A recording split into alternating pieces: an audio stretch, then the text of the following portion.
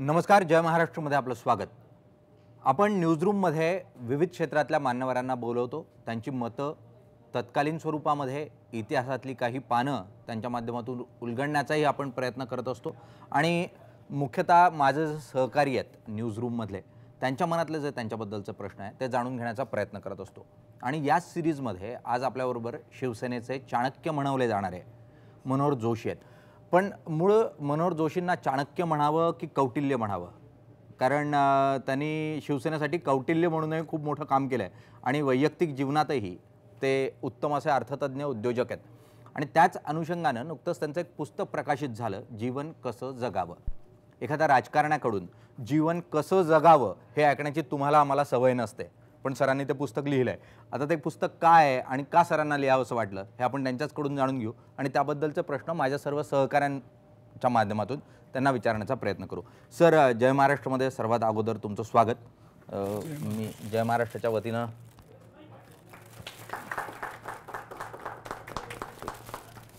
इथंच ठेवून देऊ।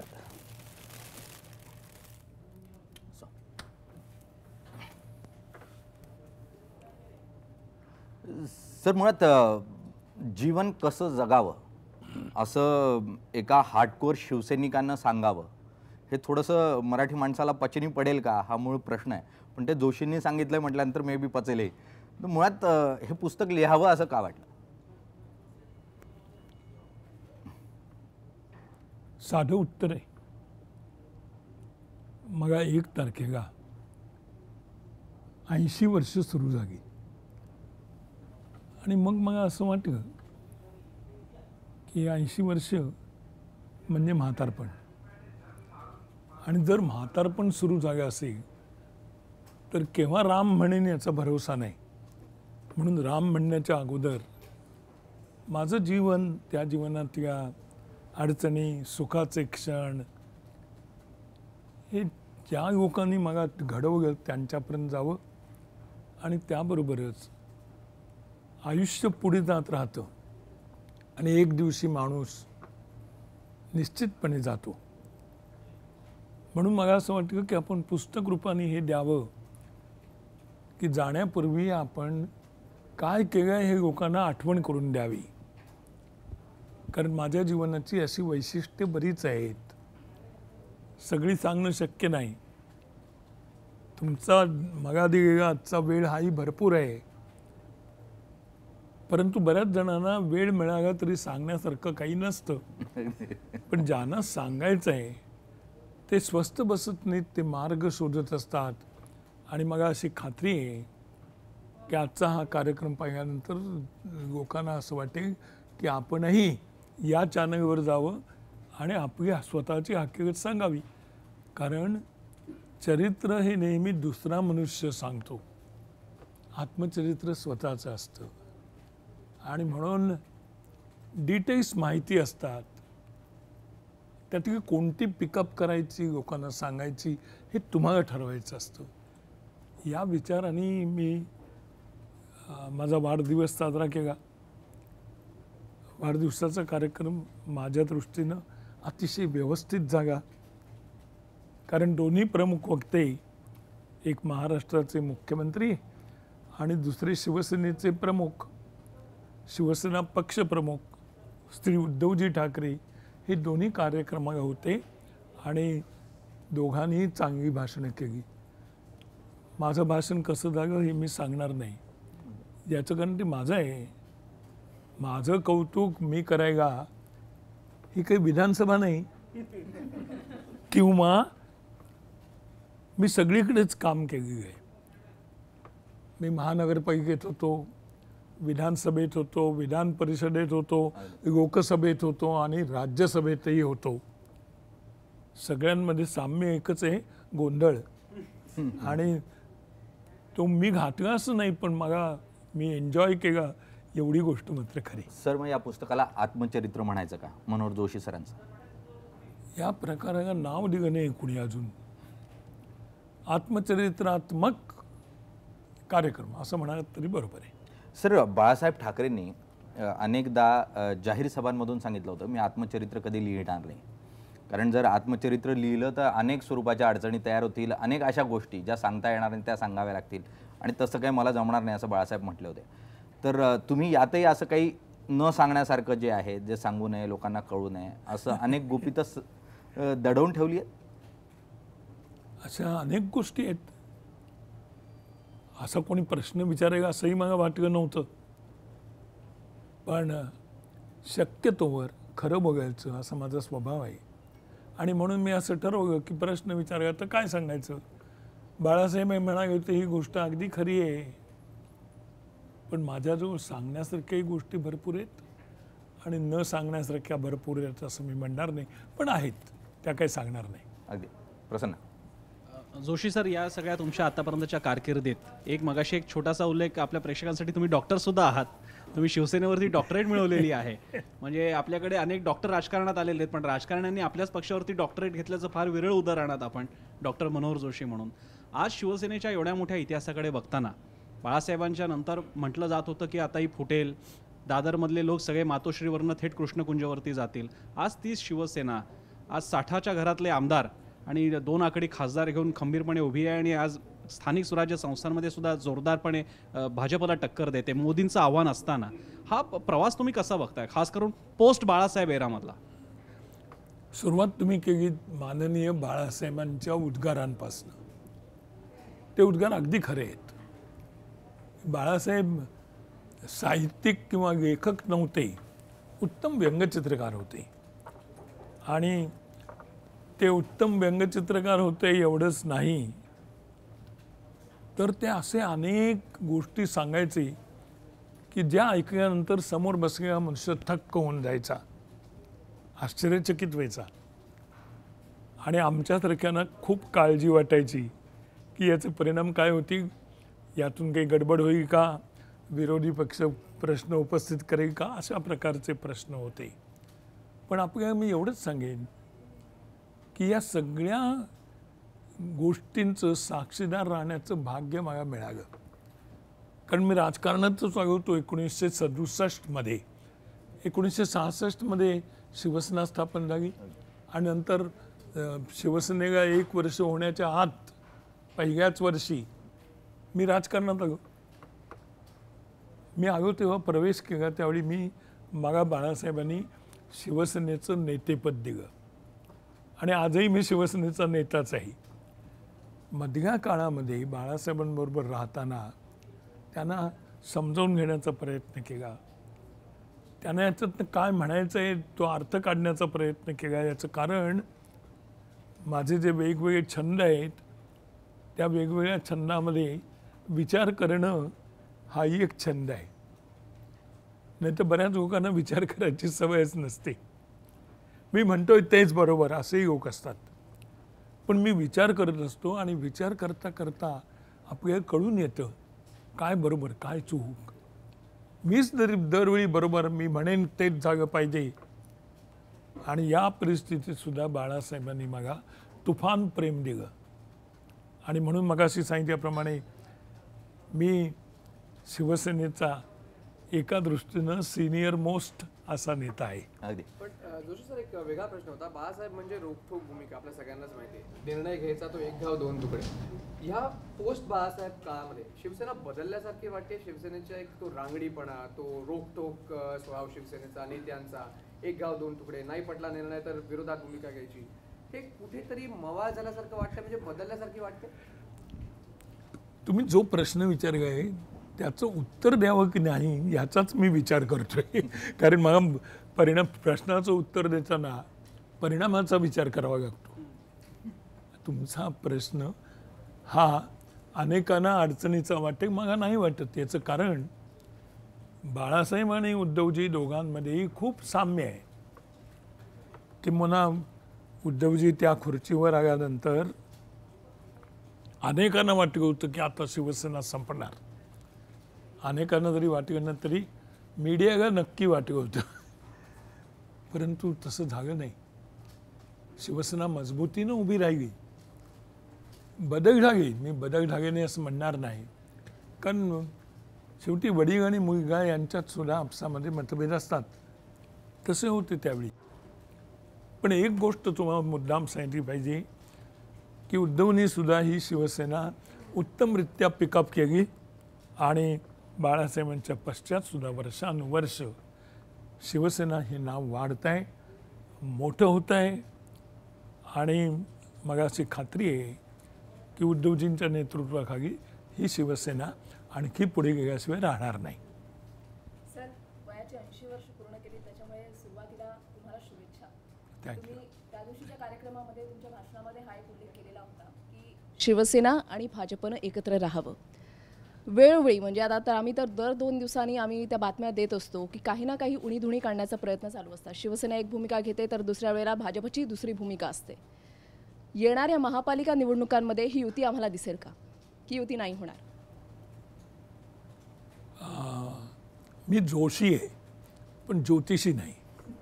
पण सर, आणि तुम्ही त्या दिवशी त्यामुळे- त्याचे संकेत दिलेले होते, हा. त्याच्यामुळे मग प्रश्न पडला की आता युती होणार की नाही. संकेतावर न समजून घेण्या इतका आपला चॅनल हा हुशार लोकांनी भरलेला आहे. त्यामुळे मी संकेत देईन. काय वाटतंय मला, एकत्र यावं दोघांनी, याचं कारण मी छोटं गणित घेऊन सांगितलं होतं. 1+1=2 हो. ज्यांना थोडंसं राजकारण कळतं त्यांनाही माहिती आहे की 1+1=2, 2+2 4, 4+4 8, हे कुणाला टाळता येत नाही. आणि म्हणून भाजप आणि शिवसेना या दोघांची भूमिका हिंदुत्वाबाबत एक आहे. मग दोघांनी आपसात कशा भांडायचं? छोट्या छोट्या गोष्टीवरनं बारीक बारीक भांडणं सुरू असतात. पण हा विषय माननीय उद्धव ठाकरे यांना बरोबर समजत असल्यामुळे मी तुम्हाला खात्रीनं सांगतो की हे 2 पक्ष एकत्र येण्याची शक्यता जास्त आहे. पण अगदी जसं एखादा ज्योतिषी सांगतो की यावर्षी तुम्ही फॉरेनला जाणार, तसं मी सांगणार नाही, कारण मी ज्योतिषी नाही. पण सर ॲक्च्युली होतं काय, शेवटी युती होईलही असं सुद्धा आपण म्हणू, पण युती झाली तरी त्याच्यानंतर कुरबुरिया सुरू राहतात. हे जे वातावरण 2 पक्षांमध्ये गेले काही काळ आपण बघतो आहोत, सगळेच बघतो आम्ही, पण तुम्ही पण बघता आहात, त्याच्याबद्दल तुमचं नेमकं मत काय आहे? उदाहरण घरगुती आहे. जेव्हा लग्न होतं ते होण्यापूर्वी किंवा झाल्याबरोबर ताबडतोब काही दिवस दोघं इतके एकजुटीने वागतात की आपण कल्पनाही करू शकत नाही की हे नंतर भांडणार आहेत. पण भांडतात का नाही? एक अमुक एक कारण आहे असं कोणी सांगेल तर मी पण आभारी होईन, कारण मी म्हटल्याप्रमाणे मला विचार करायला आवडतो. पण भांडतात, पुन्हा एकत्र येतात, पुन्हा भांडतात, पण युती टिकतेच. तसंच आहे ते. मला तेच विचारायचं होतं, म्हणजे ह्यातनंही हा संकेत आहे की हे असंच चालू राहणार आणि युतीही अशीच राहणार. तो संकेत काय समजायचा हे तुम्ही समजा. पण जोशी सर, आपण जर गेल्या काही वर्षाचा शिवसेनेची वाटचाल पाहिली तर जेव्हा वाजपेयी सरकार होतं किंवा ज्यावेळेला अडवाणी वाजपेयींसारखे नेते होते तेव्हा प्रमोद महाजन, त्याच्यानंतर गोपीनाथ मुंडे यांनी एक युतीमध्ये एक दुवा म्हणून काम केलं. शिवसेना आणि भाजप दोघांनाही एकत्र घेऊन चालणं, काही कुरबुरी झाली तर लगेच जाऊन ती गोष्ट सॉर्ट आऊट करणं. गेल्या काही वर्षात ते दिसलं नाही. गेल्या काही वर्षात मातोश्रीचा प्रभाव हा दिल्लीमध्ये कुठेतरी कमी होताना जाणवतोय. दिल्लीमध्ये भाजपचं श्रेष्ठ नेतृत्व मातोश्रीला मानत नाही, अशी एक परिस्थिती निर्माण झाली. तुम्हाला वाटतं की हा दुवा शिवसेना आणि भाजपमधला हा कमी आहे किंवा संवाद कमी आहे? नाही,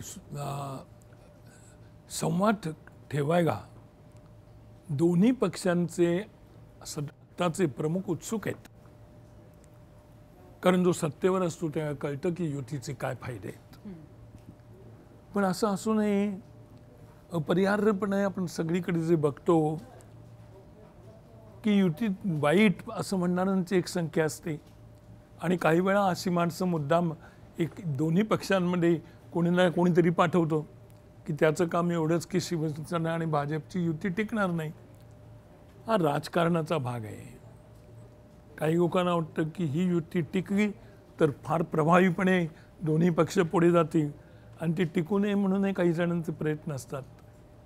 मी आपल्याला सांगेन की ज्या 2 पक्षांचा विचार मुख्यतः हिंदुत्वाचा विचार एक आहे, त्यांनी एकत्रच राहिलं पाहिजे आणि हिंदूंच्या हिताच्या दृष्टीनं ते आवश्यक आहे असं माझं ठाम मत आहे. सर, तुम्ही सातत्यानं सांगताय की हिंदुत्वाचा मूळ मुद्दा जो आहे तो दोघांचाही एक आहे आणि म्हणून एकत्र राहायला हवं.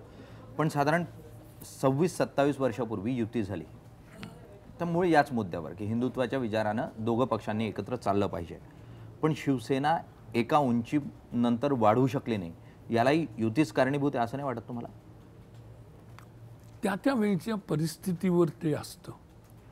युती हे कारण नसेल. आणि मी जे पाहतोय त्याप्रमाणे सर्वसाधारण कार्यकर्त्यांना असं वाटतं एकत्र यावं. युती याचा अर्थ विजयासाठी वापरलेलं हत्यार आहे. जर यशस्वी व्हायचं असेल तर मी तुम्हाला सांगितल्याप्रमाणे वेगवेगळे पक्ष एकत्र येतात, भांडण झालं की सोडून जातात. लोकांना वाटतं की आता टिकणारच नाही, पण तसं घडत नाही. आणि म्हणून दोघांनी एकत्र यावं अशा प्रकारचे शब्द मी उच्चारले. त्याच्या मागची बॅकग्राऊंड ही होती की दोघेही जिंकतील आणि दोघं वेगळे झाले तर दोघेही पराभूत होण्याची शक्यता आहे. आणि म्हणून माझं ठाम मत आहे, शिवसेना आणि भाजप एकत्र आली तर या महाराष्ट्रावर भगवा फडकल्याशिवाय राहणार नाही, हा माझा विश्वास आहे. आणि आता बरीच वर्ष झाली महाराष्ट्रामध्ये एकट्या पक्षाचा भगवा फडकला नाही. आणि त्यांनी मगाशी प्रश्नामध्ये जो विषय घेतला त्याचे उत्तर देतो. त्यावेळी त्यांनी नावं घेतली वेगवेगळी. मला आठवतं आहे त्याप्रमाणे प्रमोद महाजन आणि प्रमोद महाजनच्या बरोबर गोपीनाथ मुंडे हे एका बाजूने होते आणि दुसऱ्या बाजूने मी स्वतः होतो. ती आठवण नक्की आहे. आणि त्यामुळे व्यक्ती कोण तुम्ही जवळ ठेवताय याच्यावरही अवलंबून असतं. मी जवळजवळ 25 वर्ष हे काम करत होतो पक्षामध्ये. पक्षांतर्गत काम होतं म्हणून कुठे त्याचा उल्लेख केला नाही.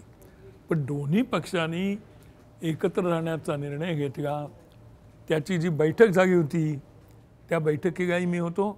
आणि अटल बिहारी वाजपेयी आणि त्यांच्याबरोबर अडवाणी हे दोघेही आले होते. त्यांचा पुढे ते बसले होते आणि मागच्या बाजूला मी आणि प्रमोद महाजन उभे होतो. फोटो काढला कोणीतरी, त्यानं कामच आहे फोटो काढण्याचं. त्यांनी फोटो काढला आणि मागे प्रश्न विचारला की युतीचे शिल्पकार कोण, पुढचे का मागचे? काही लोकांना असं वाटलं की मी माझा प्रचार करतो की काय.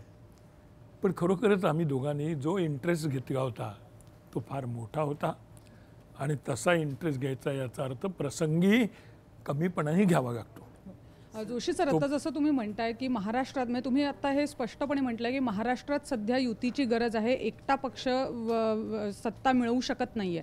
त्याचवेळी शिवसेनेची आत्ताची जर वाटचाल बघितली, गोव्यामध्ये पंख पसरण्याचे प्रयत्न सुरू आहेत. पंजाब सुद्धा उद्धव ठाकरेंनी वेळोवेळी बोलून दाखवलं आहे. उत्तर प्रदेशमध्ये सुद्धा त्यांनी आपली शक्ती आजमावून पाहण्याचा प्रयत्न केला आहे. ही जी पुढची म्हणजे राष्ट्रीय पक्ष होण्याच्या दृष्टीने ही शिवसेनेची वाटचाल आहे का? आणि अर्थातच आहे. आणि असं असेल तर अशा वेळी एक वेटरन म्हणून तुमचा काय सल्ला उद्धव ठाकरेंना पण असेल आणि शिवसेनेला पण असेल?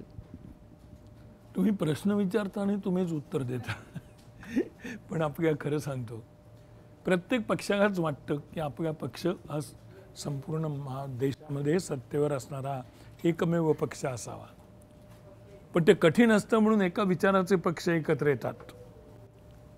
आणि अशा एकत्र येण्याचा थोडा जरी प्रयत्न केला तरीसुद्धा आजकालच्या या सगळ्या मुलाखतीत पत्रकारितेला महत्त्व बरंच आहे. मग ती कोणत्याही प्रकारची पत्रकारिता असो. आणि मला तर काही वेळा असं वाटतं की पत्रकारितेचं महत्त्व हे एखाद्या राजकीय पक्षा एवढं महत्त्वाचं आहे, मोठं आहे. तिथून एखादी बातमी पसरवली जाते, काही मुळात काही नसतानाही पसरवलं जातं. आणि मग माझ्या मनात विचार येतो की पत्रकारितेला यापेक्षा कायदेशीररित्या अधिकृत महत्त्व द्यावं की काय, देशहिताच्या दृष्टीनं. मी देशहिताचं बोल की लोक असंच मध्ये घुसतात. त्यांना बारीक बारीक बातमी केव्हा मिळेल पाहिजे असतं. बघा, तर प्रश्न असा की तुम्ही मगाशी म्हणालात की शिवसेना आणि भाजपची युती ही हिंदुत्वाच्या मुद्द्यावर आहे. तर हिंदुत्व म्हणजे फक्त राम मंदिर म्हणायचं तुम्हाला? आणि त्याच्यावर दुसरा मुद्दा सांगतोय की अलीकडे अशी एक मस्करीत असं म्हणलं जातं की भाजपने युपीत नाही पण मुंबईत राम मंदिर बांधले. काय म्हणाले यावर? आपण सांगू का, तुम्ही प्रश्न विचारलात तर त्याचं उत्तर द्यायला पाहिजे म्हणून देतोय. भाजप ही पण हिंदुत्वाचा प्रचार करणारी, हिंदुत्वासाठी काम करणारी अशी पार्टी आहे. शिवसेना तर उघडपणे आहे. दोन पक्षांमधला हा फरक आहे. म्हणजे मी काही वेळ मजेत म्हणतो भाजपचं हिंदुत्व, शिवसेनेचं हिंदुत्व, म्हणजे दोन्ही हिंदुत्वामध्ये फरक आहे. भाजप सौम्य आहे हिंदुत्व या प्रश्नावर, कारण ते सगळ्या देशात आहेत. आणि उद्या शिवसेनेला वाटलं की सत्ता यावी तर त्यांना सुद्धा लोकांना बरोबर घेऊन सत्ता आणता येईल, महाराष्ट्रात म्हणा, देशात म्हणा. त्यामुळे तिसरा हाही एक वर्ग असतो जो लक्षात ठेवावाच लागतो. तरी काम शिवसेना म्हणून आम्ही केलं तरी आमची पहिली भूमिका मराठी माणसाची होती आणि ती आजही आहे. पण या भूमिकेने सगळं संपतं असं नाही. तर काही बंधनं ही सर्व पक्षांना पाळावीच लागतात. आणि म्हणून लोक म्हणतात की शिवसेना ही मुसलमानांची विरोधक, पण आमचं वाक्यच असं आहे की आम्ही जे राष्ट्रवादी मुसलमान आहेत त्यांच्या बाजूने आहोत. मी वाक्य सांगतो म्हणजे बाळासाहेब उद्धवजी बोलताना मी ऐकलं आहे आणि त्याच्या मागचं राजकारणही मला माहिती आहे. पण या अशा प्रकारच्या बैठकीमध्ये राजकारण काय असतं अंतर्गत ते कधी सांगायचं नसतं, म्हणून मी त्या विषयाचं उत्तर देत नाही. पण ही गोष्ट खरी की एखादी कडक भूमिका घेऊन लोक मतं देत नाहीत, लवचिक भूमिका घ्यावी लागते. मराठी माणूस जेव्हा जेव्हा आम्ही बोललो मराठी माणसाचं तेव्हा तेव्हा आमच्या डोक्यात मराठी माणूस होता, पण फक्त मराठी माणूस नव्हता, इतरही लोक होते. आणि आज शिवसेनेमध्ये सर्व जातीचे, सर्व धर्माचे लोक आहेत. पण शिवसेनेचं खरं प्रेम मराठी माणसांवर आहे, हिंदूंवर आहे. आणि त्यामुळे मर्यादापडी इतर राजकीय पक्ष, आजच आपण सगळेजण एका राजकीय पक्षाच्या प्रमुख बाई आजारी असल्याचं वाटतं. मी त्यांना भेटलो होतो त्यांच्या ऑफिसमध्ये. नंतर ममता बॅनर्जी आत्ता येऊन गेली नुकतीच, तिची आणि उद्धवजींची पण भेट झाली. इतके चमत्कार घडत असतात की आपल्या बाजूला काय चालू आहे ते मलाच कळत नाही, असंही होतं. पण हे महत्त्वाचं आहे, निवडणुका घडवायच्या असतील तर सगळा समाज बरोबर लागतो. आणि म्हणून मग आपली भूमिका ही काहीशी माईड करावी लागते, काहीशी समजूतदारपणाची करावी लागते. आणि तुम्हाला वाटतं यांनी भूमिका बदलली, तुम्ही घेता तसं दाखवता टी व्हीवर, भूमिका बदलली नाही. हा तुमचा सल्ला राज ठाकरेंनी वेळीच पाळला असता तर आज मनसेला जरा काही जास्त मोठं स्थान उरलं असतं. अगदी अचूक बोट ठेवल्यात. ते राज ठाकरेंच्या हिताचं होतं आणि माझ्या पक्षाच्या म्हणजे शिवसेनेच्याही हिताचं ठरलं असतं. लोक विचारतात ना का हो तुम्ही दोघं एकत्र येत नाही, तुम्ही समाज काय एकत्र आणणार, आणि याचं उत्तर देता येत नाही. कारण भांडणाचं कारण कौटुंबिक असू शकतं, वैयक्तिक असू शकतं, एकमेकांचे हेवेदावे असू शकतात. त्यामुळे ते उत्तर देता आलं नाही तरी तुम्ही प्रश्न विचारलात तो अचूक होता आणि बरोबर होता. नाही पण सर, मुख्यतः या पूर्ण दोन ठाकरेंच्या वादामध्ये मध्यस्थ जर कोणी होतं तर ते जोशीच होते. पण सगळं त्याचं कारण आहे, एक पुरुष आणि एक स्त्री यांचं लग्न लावायचं असलं तर जोशीच लागतात ना. नाही, जोशी लागतातच, पण याच्यातही होतेच अगदी. पण दोन ठाकरेंमधल्या भांडणांमध्ये कोणी महिला होती की काही व्यक्तिगत अजून काही कारण होती? असं मला बिलकुल वाटत नाही की कोणी महिलामध्ये होती. राजकारणातली भांडणं असतातच की, पद हे मुख्य असतं, सत्ता असतं, तेव्हा महिलाच लागते असं कोणी सांगितलं? एक जोशी म्हणून आहे का, एक हजारो मुलांना शिकवणारा शिक्षक म्हणून आहे का, आणि सारखी महिला दिसणं हे बरोबर नाही, एवढंच सांगेन तुम्हाला. अगदी, पण राजकारणामध्ये तर सध्या जिकडे पाहावं तिकडे आता काही गोष्टी न बोललेल्या बऱ्या. पण सर, मुख्यतः या पूर्ण प्रकरणात जर आपण बघितलं तर म्हणजे प्रसन्नाने किंवा मयंकने जो मूळ पोस्ट बाळासाहेब एरा याच्यावर जर आपण नजर टाकली, उद्धव ठाकरेंची कारकीर्द जर आपण बघितली, तर बाळासाहेब मुख्यतः एक हुकुमशाहीतली लोकशाही अशा स्वरूपाचं एक समीकरण होतं त्यांच्या वागण्या बोलण्यामध्ये. फक्त निवडणुकांपुरतं. हो, पण साधारण एक त्या दृष्टीने जे पावलं टाकायचं आहे आणि तशी प्रतिमा होती की हुकुमशाही मानणारे आणि ती थोडीशी स्वीकारणारे असे बाळासाहेब म्हणून. उद्धव ठाकरे हे लोकशाहीवादी दिसतात, पण अनेक ठिकाणी ते हुकुमशाहीवादी वागतात असं एक त्यांच्याबद्दलची आक्षेप असतो. आक्षेप मान्य आहे का तुम्हाला? सर्व पक्षांमध्येच हुकुमशाही असते. कोणत्याही पक्षाचं नाव तुम्ही घ्या, त्याचा जो प्रमुख असतो ना तो काही प्रमाणात हुकुमशाह असतो. पण तो नसेल तर त्याच्या पक्षाचे जे कार्यकर्ते असतात तेही त्याच्या बाबतीत वेगळी भूमिका घेतात. आणि म्हणून प्रत्येक पक्षाच्या प्रमुखाची प्रवृत्ती वेगवेगळ्या विषयांमुळे हुकुमशाही प्रवृत्ती दिसते, हे नाकारता येणार नाही. म्हणजे उद्धव ठाकरेंची आहे असं तुम्हाला म्हणायचं आहे? नाही, मग तेच उद्याचं तुमच्याकडची बॅनर गाणी बनेल. नाही, पण हरकत काय? जर ते योग्य आहे तर असायला काय हरकत आहे? मग एक सांगू तुम्हाला, जो राजकारणात असतो त्या राजकारणात टिकायचं असतं आणि म्हणून अशी भूमिका घेऊ नये. म्हणून वयाच्या 80व्या वर्षी जर तुम्ही टिकण्याचाच विचार करणार असाल. आता हा चर्चा निघालेलीच आहे उद्धव ठाकरेंच्या नेतृत्वाबद्दल. तुम्हीच एकदा मध्ये म्हणाला होतात की एक मवाळ नेतृत्व आहे उद्धव ठाकरेंचं. त्याच्यानंतर बऱ्याच वेळेला तुम्ही पाहिलं शिवाजी पार्काच्या सभेत आम्ही पाहिलं शिवसैनिकांनी मनोहर जोशी चले जाव अशा प्रकारचा गोंधळ केला. तुम्हाला खरंच असं वाटतं की एक उद्धव ठाकरेंचं नेतृत्व मवाळ आहे, शिवसैनिकांचा जो रांगडा स्वभाव आहे त्याला पाहता? एक गोष्ट खरी की या दोघांच्या स्वभावात मधला फरक जर पाहिला तर उद्धव ठाकरे हे काहीसे सौम्य आहेत आणि राज ठाकरे हे नेहमीच गरम आहेत. पण असं जरी दोघांची प्रवृत्ती असली तरी यापैकी अमुक एक प्रवृत्तीमुळे माणूस जिंकतो असं होत नाही. जिंकण्याचा अर्थ क्लिअर करतो निवडणुका. माणूस जिंकणं किंवा हारणं हे तो कसा लोकांसमोर आहे त्या दृष्टीने पाहिलं जातं. आणि राजकीय नेतृत्वाला नेहमी सावध राहावं लागतं, विशेषतः पत्रकारांशी बोलताना. खाजगीत तुम्हाला याचं उत्तर मी देईन तेव्हा मला मुद्दाम खाजगीत भेटा.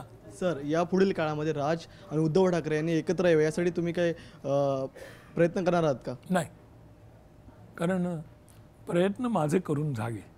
सर, यालाच जोडून एक प्रश्न की ठाकरे बंधू जर एकत्र आले तर पुढे जाऊन जास्त फायदा आहे की भाजप आणि शिवसेना हे दोन पक्ष एकत्र राहिले तर राजकारणामध्ये सर्वाधिक फायदा आहे? काय वाटतं तुम्हाला? आजची परिस्थिती पाहताना भाजप आणि शिवसेना एकत्र येणं हे केवळ दोन्ही पक्षांना नाही, पुऱ्या महाराष्ट्राला वरदान ठरेल. पण याचं कारण या दोघांजवळही माझे संबंध चांगले आहेत. मी चुकूनही पक्ष बदलण्याचा विचार केला नाही आयुष्यात. ज्या पक्षात आहे त्या पक्षाजवळ निष्ठा पाहिजे.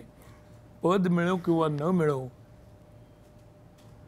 आपली निष्ठा महत्त्वाची. जे नोकरीच्या बाबतीत असतं, एका ठिकाणी नोकरी करायची आणि ज्यांच्याकडे नोकरी करतो त्यांनाच शिव्या द्यायच्या, हे जेवढं चूक तेवढंच तेही चूक आहे. आणि म्हणून तो विचार नाही माझ्या डोक्यात. परंतु हे दोन पक्ष एकत्र यावेत म्हणून प्रयत्न केला. भाजप शिवसेना यावी एकत्र म्हणूनही प्रयत्न केला. आणि आता मात्र मी ठरवलं आहे की ते येतील तेव्हा दोघांना एकत्र मानायचं आणि काम करायचं. जोशी सर, आता तुम्ही 80 वर्ष पूर्ण करत आहात तिकडे. नाही, 80 वर्षाची सुरुवात झालेली आहे आणि शरद पवार साहेबांनी सुद्धा आता 75 गाठलेली आहे. समवयीन पण आहात. महाराष्ट्राचा पट तुम्ही दोन वेगळ्या पक्षातून बघितलेला आहे. तुम्ही स्वतःबद्दल सांगितलं, शिवसेनेबद्दल पण सांगितलं, पण एक महाराष्ट्राचा निरीक्षक म्हणून आणि शरद पवारांचे मित्र म्हणून शरद पवार, राष्ट्रवादी काँग्रेस, विरोधी पक्षांची आजची स्थिती याच्याबद्दल काय सांगाल? शरद पवार सुद्धा आता आयुष्याच्या एका मोठ्या टप्प्यावरती पोहोचलेले तुमच्याप्रमाणेच. त्यांच्या बाबतीत तुम्ही काय सांगाल एक मित्र म्हणून? आपले एक सांगू का, विरोधी पक्षांना शिव्या घालणं ही एक पद्धत आहे. पण हे विरोधी पक्ष विशेषतः त्यांचे नेते नीट पाहायचे हे मला जमतं. असे प्रसंग अनेक येतात की ज्यावेळी आपल्याला वाटतं क्षणभर की हा माणूस नेता व्हावा पक्षाचा, पण हे उत्तर नसतं त्याचं. आणि मी पक्षांकडे जेवढा पाहतो त्यापेक्षा महाराष्ट्राकडे जास्त पाहतो, महाराष्ट्रावर प्रेम करतो. आणि म्हणून मला असं वाटतं की महाराष्ट्र खूप पुढे जावा, कारण हा छत्रपती शिवाजीराजांचा महाराष्ट्र आहे. लोकसभेच्या पटांगणामध्ये इतर अनेकांचे पुतळे आहेत, पण शिवाजी महाराजांचा नव्हता. आणि म्हणून ते काम मी हातात घेतलं आणि शिवाजी महाराजांचा पुतळा आता लोकसभेत जे जे निवडून येतात त्यांना पाहावा लागतो, वंदन करावं लागतं. की आणखीनही पुढचं एक उदाहरण सांगतो.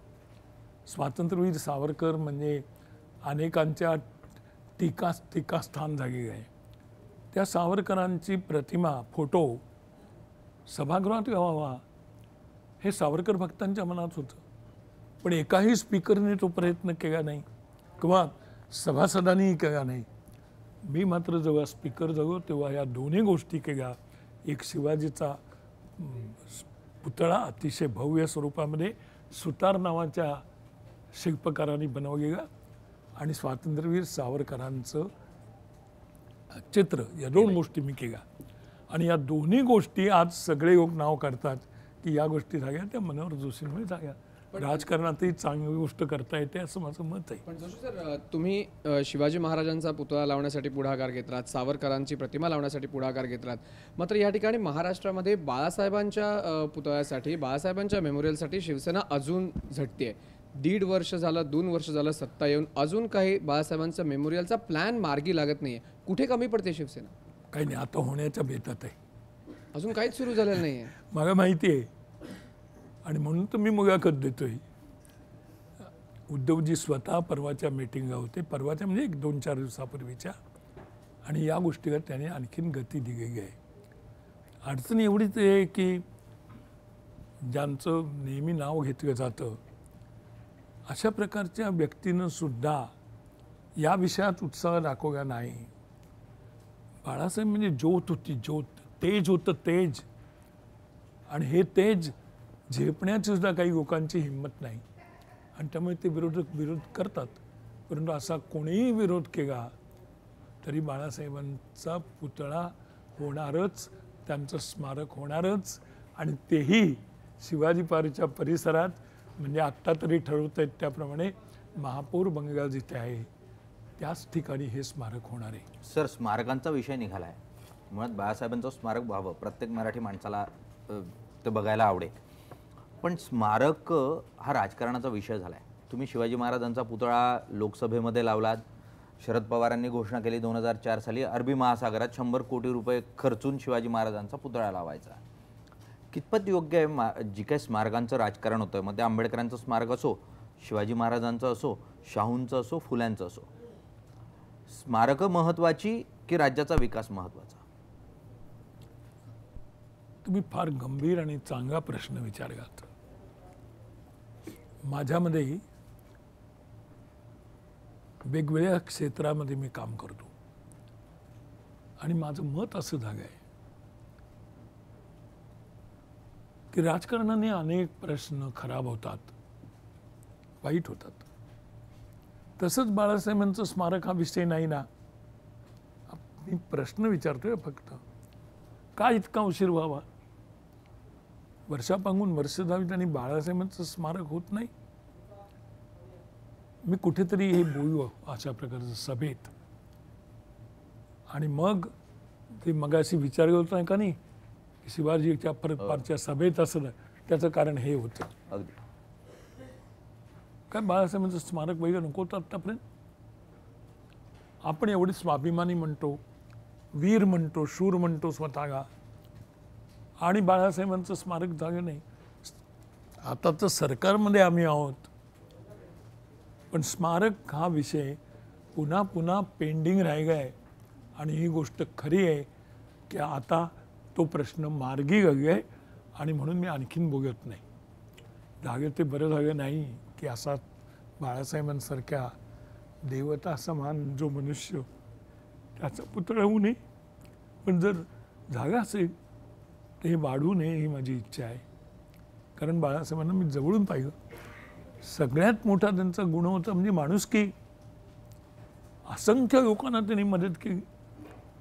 वक्तृत्व, मी आजही सांगतोय की बाळासाहेबांसारखं वक्तृत्व असणारा नेता मी कोणत्याही पक्षात पाहिला नाही. अनेक नेत्यांच्या जवळ गेलो कारण मोठ्या पदांवर होतो म्हणून, आणि माझ्या लक्षात आलं की माणूस हा स्वतःसाठी सगळ्यात जास्त असतो. मी काही नेत्यांची नावंही घेतली असती पण ते अप्रस्तुत आहे म्हणून घेत नाही. वर्ण वाटतं हा देशाचं बोलतोय, हा राष्ट्राचं बोलतोय, आणि मनाने तसा नसतो. आणि मला जर विचारलं की तुम्हाला काय पाहिजे, तर मला हेच पाहिजे की हा महाराष्ट्र राज्य जे आहे हे देशातलं 1 नंबरचं ठरलं पाहिजे. असं नेतृत्व मिळालं या राज्यामध्ये. अशी माणसं मोठी झाली. पण या मोठ्या माणसांना जर आठवणच झाली नाही, शिवाजी त्यांना आठवण व्हायला पाहिजे ती बाळासाहेब ठाकरेंची, ती झाली नाही तर मला वाईट वाटतं. सर, तुम्ही खंत बोलून दाखवलीत आत्ताही बाळासाहेबांच्या स्मारकाबद्दलची.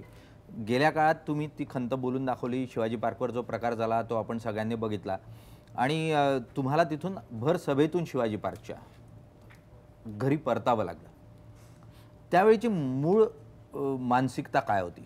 एवढा अपमान ज्या शिवसेनेला तुम्ही उभं केलं, ज्या शिवसेनेच्या आजच्या पिढीतल्या सर्वात ज्येष्ठ म्हणून तुमच्याकडे बघितलं जातं, त्यांचा शिवाजी पार्कवर अपमान व्हावा अशा पद्धतीनं त्यावेळेला काय मानसिकता होती, काय प्रतिक्रिया होती अंतर्गत? प्रतिक्रिया दोन्ही बाजूच्या असतात. काही लोक हे ॲप्रिशिएट करतात, काही लोकांना वाटतं थांबावं, काय हरकत आहे थोडं थांबले तर, असं म्हणणारे लोक असतात. मला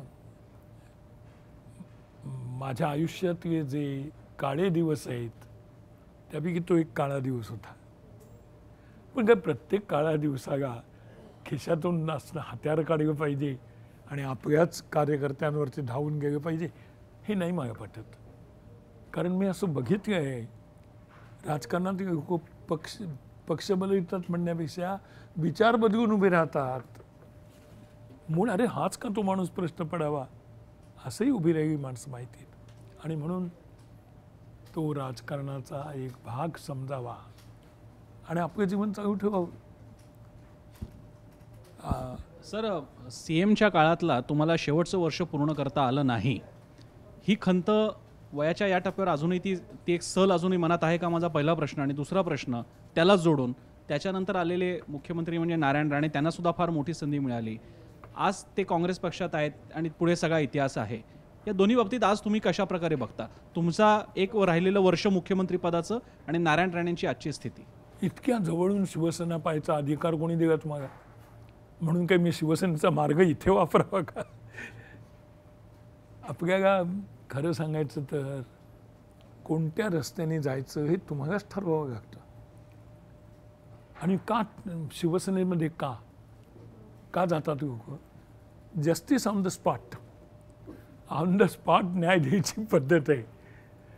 तोही वादाचा मुद्दा होईल की न्याय ताबडतोब द्यावा का न्याय विचारपूर्वक द्यावा. जागा जसं पटेल तसं त्यांनी करावं.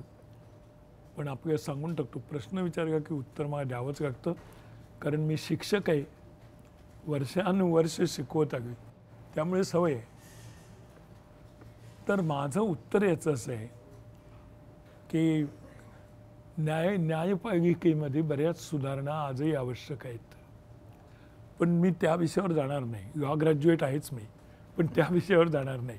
म्हणजे माझा जो प्रश्न होता की मुख्यमंत्री पदाचं शेवटचं एक वर्ष तुम्हाला पूर्ण करता आलं नाही, तुम्हाला राजीनामा द्यावा लागला, ही सल तुम्हाला आजही सलते का? हो, सलते. हो. तर आणि याचं कारण आणि उत्तरही सांगतो. हे कितीही सल वाटली, दुःख वाटलं तरी सुद्धा आज पण मिळालं मला, ते काही विसरून जाऊ. एक मोठं पद नाही की जे मला पक्षात राहून मिळालं नाही. बाळासाहेब ठाकरेंनी मला सगळी पदं दिली. म्हणजे एखादा मनुष्य मुंबईचा मेयर होईल, पण तोच लोकसभेचा अध्यक्ष होतो, एखादा मुख्यमंत्री होतो, तोच मंत्रिमंडळाचाही मंत्री असतो. हे सगळं माझ्या बाबतीत झालं आहे. आणि म्हणून मी परवाच्या आज सभेमध्येही सांगितलं, मी पूर्ण समाधानी आहे. आणि अगदी खरं आहे, जसं आपण आयुष्यामध्ये काय मिळवलं ते पाहावं, पाहता येत नसेल तरी पुस्तक वाचावं.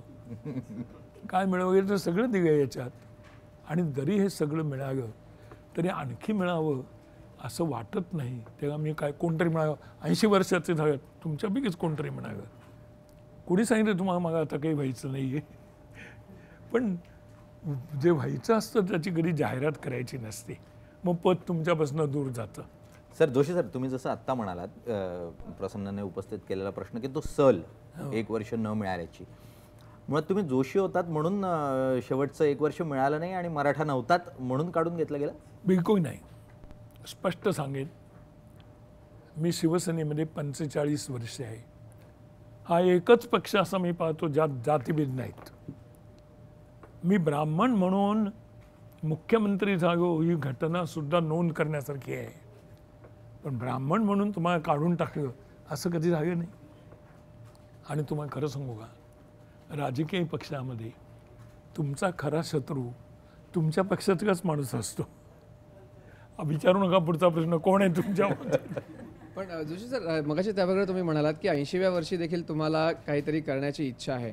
हीच एक तुमची इच्छा कुठेतरी शिवसैनिकांना आवडली नाही. त्यांचं असं म्हणणं होतं की जोशी सरांना शिवसेनेने सगळं दिलं, त्यांना मुंबईपासून दिल्लीपर्यंत सगळी पदं दिली, तरी 2014ला जोशी सर दादरच्या लोकसभेच्या सीटसाठी आग्रही होते.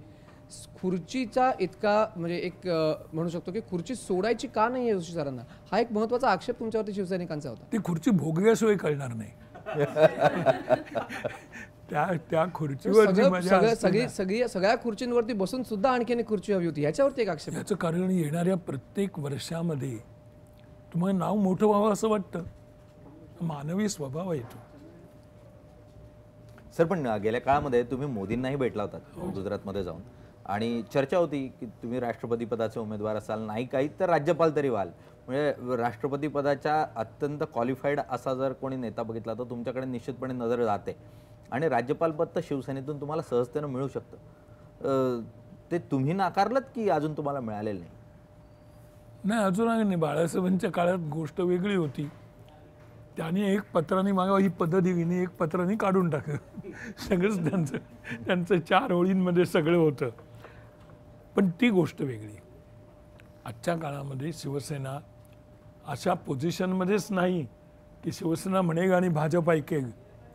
आता भाजप आहे, आम्ही त्या पोझिशनमध्ये ठेवलं नाही. म्हणजे आम्ही पण काही कमी नाही होत त्यांच्यापेक्षा.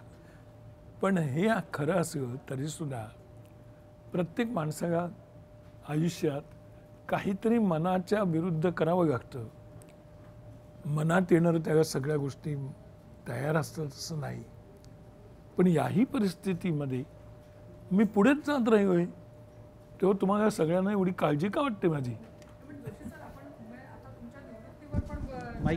आता त्या विषयावर पण आलोय. मला एक 80व्या वर्षी आता एक सांगा, राजकारणात खरंच निवृत्ती शक्य आहे का आणि असावी का? मन मोठं असेल तर शक्य आहे. आणि या पुस्तकातच मी म्हणते की आयुष्यात काहीही अशक्य नसतं राजकारणात विशेषतः. ते मनात आणि ते तुम्हाला मिळतं. मी 74 वर्षाचा असताना PhD झालो, डॉक्टरेट केली. म्हणजे 25 वर्ष घरीच बसून राहिलो होतो. नशीब मी तुम्हाला त्यावेळी इंटरव्ह्यू दिला नाही. जोशी सर, या सगळ्या अनुभवाचा सार म्हणून आताच्या मुख्यमंत्र्यांना काही अनुभवाचे शब्द, 4 अनुभवाचे शब्द सांगणार आहात? माझे त्यांचे बरे असलेले संबंध कुणाला बघवत नसतील तर ज्यांना बघवत नाही त्यांच्यासाठी माझी भूमिका सांगणार नाही. पण जोशी सर, गेल्या 50 वर्षाच्या शिवसेनेच्या वाटचालीनंतर असं वाटतं की मातोश्रीचा दरारा दिल्लीत कमी झाला? नाही वाटत. दरार तोच आहे, लोकांचं प्रेम तेच आहे. हेच तर आश्चर्य वाटतं मला. नाही, मग मानत का नाही? मग तुम्ही आताच म्हणालात की आता तुम्ही म्हणालात की शिवसेना बोलेल आणि भाजप ऐकेल अशी परिस्थिती नाही, याचा अर्थ दरारा कमी झालाय. शिवसेना बोलेल आणि भाजप ऐकेल ऐकेल अशी अशी परिस्थिती परिस्थिती राहिली नाही, जेणेकरून आम्हीच ठेवली नाही त्याची परिस्थिती, असं तुम्ही म्हटलात आता. तुम्ही बोलतात ते उत्तर आहे. नाही, हे तुम्ही म्हटलात काही वेळापूर्वी. मी शिवसेना मला बोलेल राजकारणात राहायचंय. माझी तुमच्या शिवसेना ही माझी बोलेल आणि गुरु भाजप आहे. ऐकेल अशी परिस्थिती नाही. गुरुच्या विरुद्ध मी कसा बोलणार हो? पण तुम्हाला खरंच असं वाटतं भाजप म्हणजे बाळासाहेब असताना एक दरारा होता मातोश्रीचा, हे तर तुम्ही मान्य करता? हो. आता तो दरारा राहिलेला नाही. मी असं म्हणणार नाही, कारण ते पक्षाचे प्रमुख आहेत. आणि पक्षाच्या प्रमुखाच्या विरुद्ध काहीही बोलणं माझ्याकडनं होणार नाही. तुम्ही प्रयत्न करा पण यश नाही मिळणार. सर, नोटबंदी झाली आहे, उद्धव ठाकरे सातत्यानं विरोध करताय. एकीकडे मोदींच्या मागे अगदी सर्वसामान्य माणूस पासून तर टाइम मॅगझिन पर्यंत मोदींच्याच बाजूने कौल येतोय अशा स्वरूपाचं चित्र आहे. मनोहर जोशी कसं बघतात? कारण ते चाणक्यही आहेत आणि ते कौटिल्यही आहेत. ते या अर्थशास्त्राकडे कसं बघतात? माझं पहिलं मत असं आहे की अभ्यासाशिवाय बोलणारी संख्या जास्त आहे. रांगेने उभे असणारे सामान्य नागरिक, मध्यमवर्गीय नागरिक हे बघितल्यावर यांना दुःख होतं. पण तुम्हाला एक गोष्ट सांगू का, कोणतीही मोठी गोष्ट करायला गेलात की स्वतःला थोडंसं त्रास होतोच. बेळगाव कारवारसह महाराष्ट्र पाहिजे या प्रश्नावर मी 3 महिने तुरुंगात होतो. पण म्हणून मी काय नाराज नाही. तो एक भाग होता. मी, दत्ताजी साळवे आणि बाळासाहेब ठाकरे आम्ही 3 जण 3 रूममध्ये तिथे राहायचो येरवडा जेलमध्ये. It's a part of it. स्वातंत्र्य मिळवण्यासाठी लोकांनी अक्षरशः आत्महत्या करावी तशा प्रकारे स्वतःचा जीव दिलेला आहे. त्याच्यातून हे स्वातंत्र्य आजचं आपण भोगतो. मोठी गोष्ट करणाऱ्याला त्रास होणार, तेच याही बाबतीत आहे. म्हणजे नरेंद्र मोदींनी घेतलेला निर्णय जो आहे तो मोठा आहे आणि त्यातून होणारा जो त्रास आहे तो स्वातंत्र्य चळवळी एवढाच त्रास आहे. मी खरं सांगू, माझं पहिलं मत असं की लोकांनी अभ्यास करून या विषयावर बघावं. मी अभ्यासू हे सांगण्याची आता जरूर नाही. अगदी. आणि मला अनेक वर्तमानपत्र या विषयासाठी मी वाचतोय आणि मग प्रश्न पडतो की अभ्यास न करता, जसं मगाशी म्हणावं की वर्तमानपत्र हा सुद्धा एका राजकीय पक्षासारखाच भाग आहे, त्याचप्रमाणे अभ्यास न करता या विषयावर मत व्यक्त करणं हे चुकीचं आहे. परंतु एक गोष्ट मान्यच करावी लागेल की हा पहिला पंतप्रधान आहे की ज्या पंतप्रधानांनी देशाच्या त्यागा वाटणाऱ्या देशाच्या हितासाठी स्वतः रस्त्यावर उतरले, जाहीर सभा घेतल्या, भाषणातून सांगितलं. त्यांच्याकडे इतर विद्वान लोक नव्हते असं नाही, उलट त्यांचे अर्थमंत्री हे महान विद्वान आहेत असं माझं मत आहे. पण त्या अर्थमंत्र्यांची भाषणं येत नाही आहेत, फक्त पंतप्रधानांचं. त्यामुळे प्रधानमंत्री संसदेत बोलत नाही याबद्दल एका माजी अध्यक्षाला काय वाटतं? असं बोलणारे पंतप्रधान संसदेत मात्र बोलत नाही, याबद्दल माजी अध्यक्ष म्हणून तुम्हाला काय वाटतं? माझ्यासारखा माणूस संसदेत पाहिजे असं वाटतं. सर, शिवाजी पार्क आणि शिवसेना एक घट्ट समीकरण आहे, पण तेच पार्क उत्सवमुक्त करण्यासाठी तर प्रयत्न चालले आहेत. तर एक शिवसैनिक म्हणून किंवा नेता म्हणून तुमची प्रतिक्रिया काय आहे? काय करायचा प्रयत्न चालू? उत्सव मुक्त करण्यासाठी प्रयत्न चालले आहेत. काय करायला? उत्सव मुक्त, तिथे कुठल्याही प्रकारचा दसरा मेळावा होऊ नये यासाठी वगैरे. मला असं मुळीच वाटत नाही. काम का होऊ नये मेळावा, त्यांनी काय म्हटले? खरं म्हणजे काही वेळा प्रश्न अचानक येतो, तसं माझ्या डोळ्यासमोर हा विषय अचानक आला. आणि माझं ठाम मत असं आहे की एक मोठं सांस्कृतिक केंद्र आहे शिवाजी पार्क हे. तिथे क्रिकेटच्या मॅचेस, कारण क्रिकेट हा माझा छंद आहे म्हणून सांगतो, क्रिकेटच्या मॅचेस तिथे होतात शिवाजी पार्कमध्ये. मोठे इंटरेस्टिंग होतात, सभा होतात सगळ्यांच्या. बाळासाहेबांच्या पहिल्या भाषणापासून अनेक भाषणं शिवाजी पार्कवर झाली. तेव्हा त्या भाषणांवर बंदी आणणं म्हणजे अभ्यासावर बंदी आणण्यासारखं आहे. आणि अभ्यास ही माझी अत्यंत आवडती बाब आहे, त्यामुळे तो करण्याची परवानगी असावी. अभ्यासातून निष्पन्न होणारं सगळ्यांना सांगण्याची परवानगी असावी असं माझं ठाम मत आहे. आणि एवढं मोठं अभ्यास केंद्र ते तसं अभ्यासापासून, संस्कारापासून मुक्त करावं असं माझं अजिबात मत नाही. सर, खूप खूप धन्यवाद. आज तुम्ही न्यूजरूममध्ये आलात आणि तुमचे विचार जे आहेत ते आमच्या सर्वांबरोबर मांडलेत, आमच्या प्रश्नांना उत्तरं दिलीत. मनोहर जोशी सर आपल्याबरोबर होते. मनोहर जोशी सर हे सातत्यानं शिवसेनेच्या राजकारणात चाणक्य म्हणून ओळखले जातात, असं मी सुरुवातीलाही म्हटलं. आजही राजकीय प्रश्नांना योग्य बगल देऊन आपल्याला चाणक्य कसा जागरूक आहे हे दाखवण्याचा प्रयत्न त्यांनी सातत्यानं केला. आणि गेल्या काळामध्ये जे कटू अनुभव त्यांना सहन करावे लागले शिवसेनेमध्ये एखादी मत व्यक्त केल्यानंतरचे, तसा कटू अनुभव परत येऊ नये या दृष्टीनेही काळजी घेताना ते सातत्यानं पाहायला मिळाले. वयाच्या 80व्या वर्षामध्ये ते प्रवास करतायत, लवकरच ते पूर्णही करतील. त्यांनी शतक साजरं करावं अशा शुभेच्छा मी सर्वांच्या वतीनं त्यांना देतो आणि इथेच थांबतो. बघत राहा जय महाराष्ट्र.